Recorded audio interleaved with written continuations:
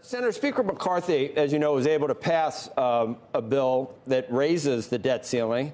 At this point, it's gone nowhere, as you know. And the president continues to insist on a clean raise. Senator Schumer hasn't proposed any legislation to deal with the situation either.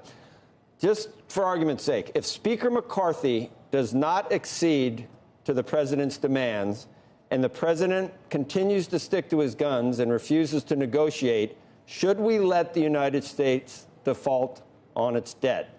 And do you really believe if that is the case, would the country blame Republicans if the president continues to refuse to negotiate? And is that really the wish that Republicans would get blamed?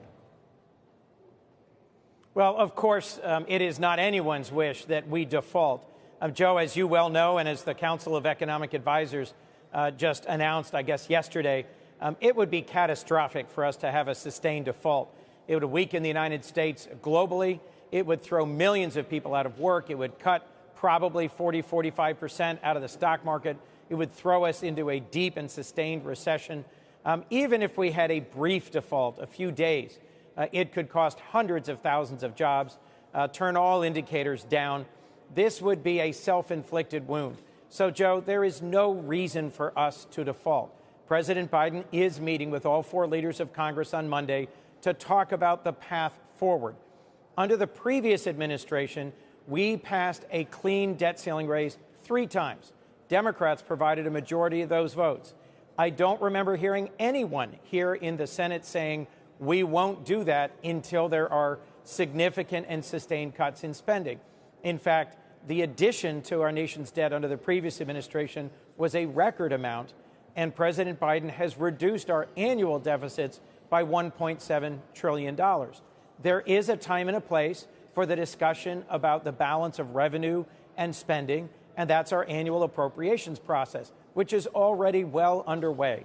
So we should pass a clean debt ceiling raise, avoid default, and the sharp costs that would impose on everyone watching the interest rate rise that would affect everybody who's got a mortgage, a student loan, a car loan, and make sure we can deal with our spending and our budget.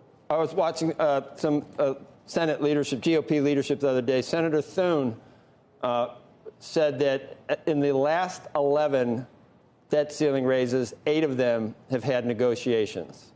And I've seen some articles written where Speaker Pelosi was demanding that the Trump administration negotiate to raise the debt ceiling. So 8 out of 11, almost 70% of the time, there have been negotiations. So everybody on your side keeps bringing up what happened during the Trump administration. It's not unprecedented. In fact, it's more common that there are negotiations. But my simple question to you, once again, is if Speaker McCarthy does not accede to President Biden's demands for a clean raise, is the president willing to let the country go into default? I don't think either side is willing to shoot the hostage. And I'll remind you, the hostage is us. Then what's it look like? What does it look like? Then it looks like negotiations. Neither side should be willing to default. Then it looks like negotiations. Then it looks like negotiations are coming, and we're just doing this kabuki dance to try to point fingers and brinkmanship and place blame on the nasty Democrats, the nasty Republicans. And I don't think the people really like watching this play out, Senator. I mean, we like sausage. We just don't want to watch it be made. Joe, it's not fun to watch. It's also not fun to be a part of it. It is deeply unsettling that we are just 3 weeks at this point from needing a clean debt ceiling raise bill to be moving through the Senate and the House. This is bringing it awfully close. Deadlines seem to force action here in the Senate. In my 13 years, I'll remind you all the ways that the bill that was narrowly passed by just a 2-vote margin by the House would be unacceptable to the average American. It would roll back veterans' health care. We just passed the PACT Act to take care of veterans exposed to burn pits. This would defund that. It would lay off 30,000 state and local police officers. Right. It would cut 1 million seniors off of Meals on Wheels. But I can give you a list as long as my arm. I know, but of Senator, no one's asking you to pass the whole thing. How to solve this. No one expects the whole bill to pass. That's the starting point from where they come. So you get with the Senate, you get with Senator Schumer, You get with the president. You get with Kevin McCarthy. You say, no way we're doing whatever your priorities are, or Democrats are. Get rid of the veteran stuff.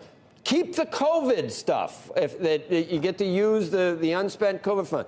Pick a couple of other. There must be something you can agree on at $32 trillion that we could modify to let both sides end up coming to an agreement where we raise the debt ceiling instead of the brinkmanship, where if you don't do a clean raise, we're going to default. Joe, I agree with you that we should be able to come to an agreement about the balance of cuts and spending, revenue and expenditures. That's what our annual budget and appropriations process is for. When we can't resolve that, the federal government shuts down.